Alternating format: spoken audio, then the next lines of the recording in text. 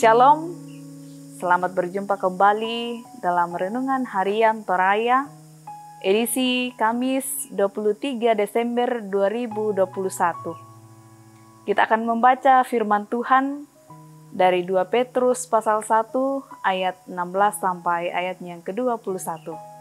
Sebelum itu, mari kita minta pertolongan dalam doa kita, berdoa.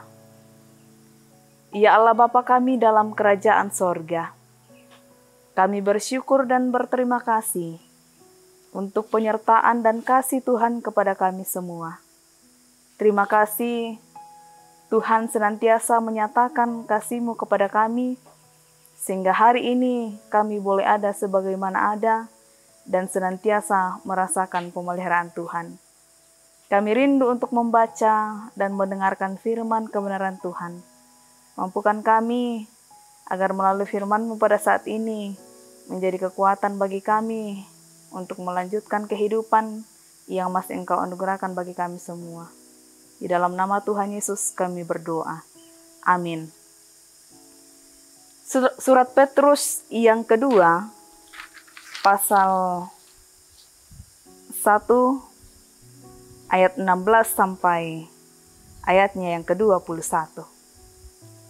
Firman Tuhan, nubuat tentang kemuliaan Kristus telah digenapi. Sebab kami tidak mengikuti dongeng-dongeng isapan jempol manusia. Ketika kami memberitahukan kepadamu kuasa dan kedatangan Tuhan kita, Yesus Kristus sebagai Raja, tetapi kami adalah saksi mata dari kebesarannya. Kami menyaksikan bagaimana Ia menerima kehormatan dan kemuliaan dari Allah Bapa. Ketika datang kepadanya suara dari Yang Maha Mulia, yang mengatakan, "Inilah anak yang kukasihi, kepadanya lah aku berkenan." Suara itu kami dengar datang dari sorga, ketika kami bersama-sama dengan Dia di atas gunung yang kudus. Dengan demikian kami makin diteguhkan oleh firman yang telah disampaikan oleh para nabi. Alangkah baiknya kalau kamu memperhatikannya sama seperti memperhatikan pelita yang bercahaya di tempat yang gelap sampai fajar menyingsing dan bintang timur terbit bersinar di dalam hatimu. Yang terutama harus kamu ketahui ialah bahwa nubuat-nubuat dalam kitab suci tidak boleh ditafsirkan menurut kehendak sendiri. Sebab tidak pernah nubuat dihasilkan oleh kehendak manusia, tetapi oleh dorongan Roh Kudus, orang-orang berbicara atas nama Allah. Demikianlah firman Tuhan.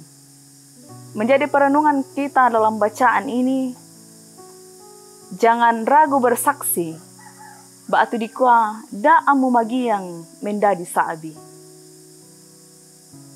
Bersaksi adalah tindakan menyatakan sesuatu terhadap sesuatu yang kita lihat, dengar, dan rasakan. Namun pertanyaan penting bagi setiap kita adalah, beranikah kita bersaksi tentang Yesus di hadapan orang lain, sekalipun di sana ada tantangan? Petrus menegaskan bahwa dirinya adalah saksi mata bagi kebesaran Yesus.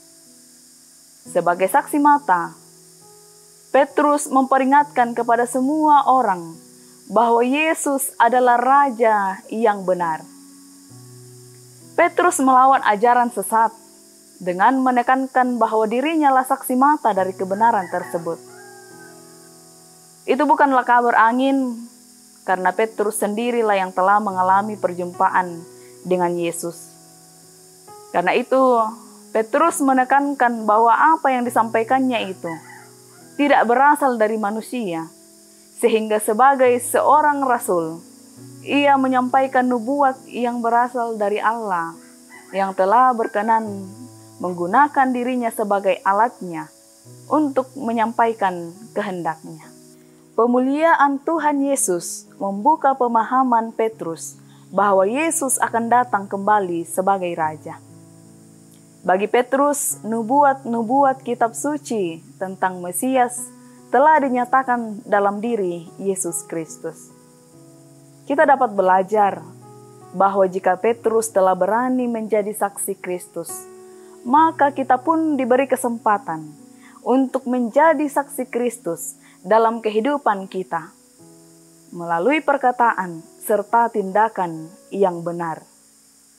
Walaupun kita tidak menyaksikan langsung tentang Yesus seperti Petrus, tetapi dengan iman kita yakin dan percaya bahwa melalui kesaksian para nabi dan kitab suci, maka kita akan dimampukan untuk meyakininya.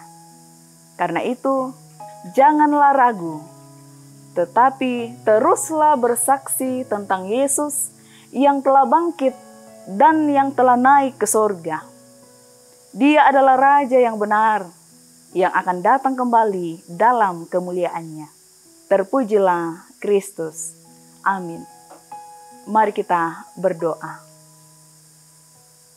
Mampukan kami ya Tuhan, melalui firman-Mu pada saat ini, untuk senantiasa menjadi saksi Kristus dimanapun kami berada, baik melalui perkataan kami, maupun dalam perbuatan kami.